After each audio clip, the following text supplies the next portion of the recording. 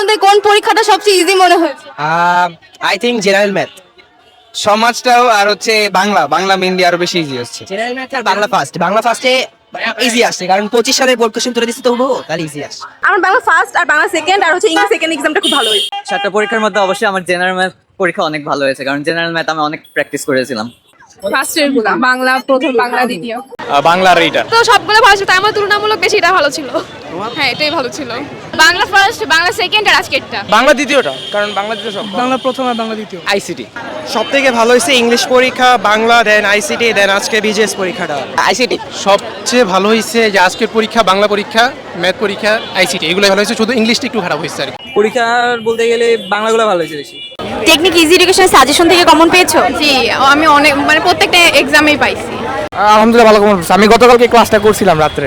Technique easy এডুকেশনের suggestion থেকে common পেয়েছো? হ্যাঁ পেয়েছি, অনেকে এমসিকিউ পেয়েছে এবং সিকিউ পেয়েছি অনেক।